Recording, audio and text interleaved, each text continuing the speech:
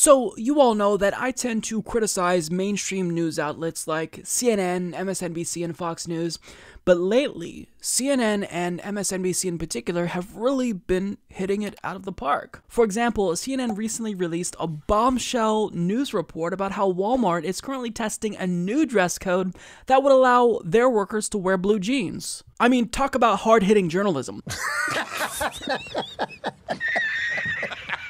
So obviously I'm being facetious, if you couldn't already tell. They're at an all-time low in terms of shittiness, and this week, the News Bryans, that includes Brian Stelter and Brian Williams, decided to demonstrate to us just how useless they really are, because they decided to hold Trump accountable. Did they talk about him wanting to wage a war on the poor? Did they talk about his drone wars? Did they talk about perhaps how he hasn't really said anything about the water crisis in Flint, Michigan that's still going on? No, they decided to call him out because he misspells words. I'm not joking about that. Let's talk about some of the administration's sloppiness and why this matters. Accuracy is part of the job for doctors, for engineers, for reporters, for lots of people. Every time I make a mistake or I have to run a correction, I am mortified. But it doesn't seem to be true for the White House. The president's spelling mistakes are infamous at this point. Just a couple from the past couple days here. Shady Comey misspelled on Twitter. There's also factual errors. Let me show you one about Key West. The president went to Key West on Thursday. Then on Saturday he said, I had a great time there yesterday. He meant 2 days ago. You know, we could go on and on with these. A special counsel spelled the wrong way instead of the special counsel Mueller. There's all of these examples of the errors that he shares on Twitter. And I think it trickles down to the staff as well. I thought the most embarrassing error of the week was in a statement on the occasion of Barbara Bush's passing. The date was wrong on the statement. It said 2017. It meant 2018. This was a statement that could have been written days ahead of time. I would have been happy to proofread it for them or fact check it for them.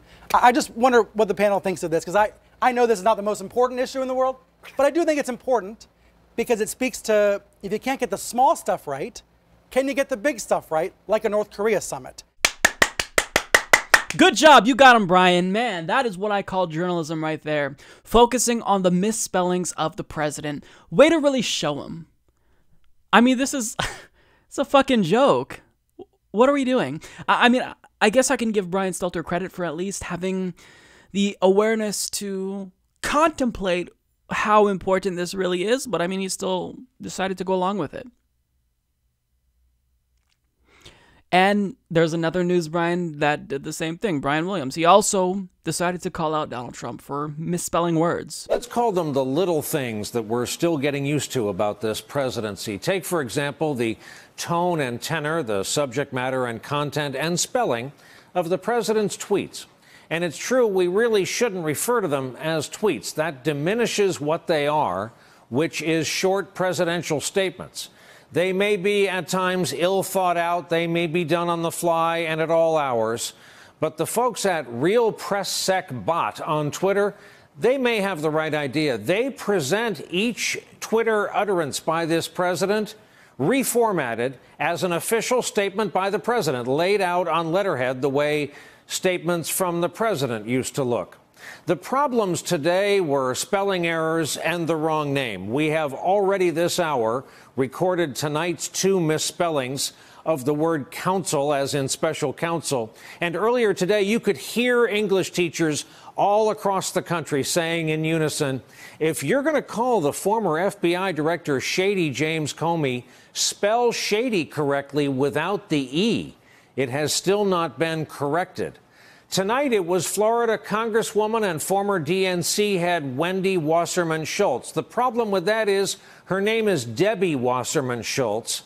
While it was later corrected, Maggie Haberman of the New York Times wondered if the president was perhaps thinking of the late, great New York playwright Wendy Wasserstein. And while we may never know, it's all a part of a new dynamic, this still new world of the Trump presidency, as yet another week in the Trump presidency comes to an end. If I had to concoct a parody in my mind to demonstrate just how weak and ineffectual the media is at holding Donald Trump accountable, it would look like that segment that you just saw. They're not choosing to call out Donald Trump or the Republican Party for things that really matter. They're focusing on misspellings. That's what they're dedicating their time to. To Brian Williams, Donald Trump misspelling words is more offensive than him bombing countries that didn't attack us, because we all remember that Brian Williams was really excited about the beautiful bombs that Trump decided to drop on Syria in 2017. We see these beautiful pictures at night from the decks of these two U.S. Navy vessels in the Eastern Mediterranean. I am tempted to quote the great Leonard Cohen, "I'm guided by the beauty of our weapons." And they are beautiful pictures of fearsome armaments making what is for them a brief flight over to this airfield. So together, I think that these two clips with the news Brians, it summarizes the state of media in this country. Attack Trump for any and everything possible that doesn't actually have an effect on our lives.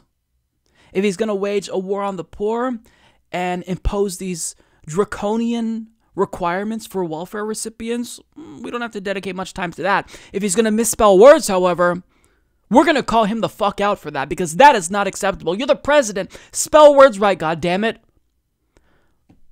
That's what they're doing.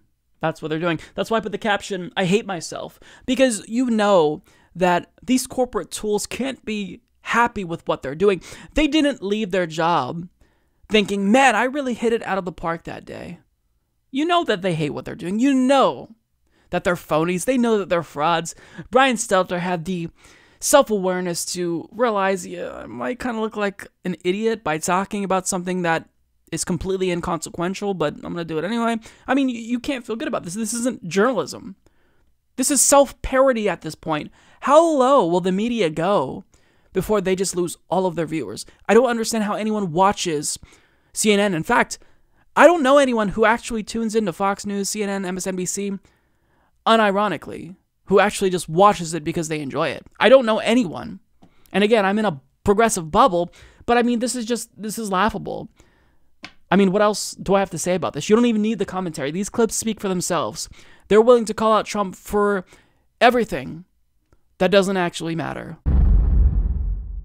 Support this podcast by becoming a patron at patreon.com/Humanist Report.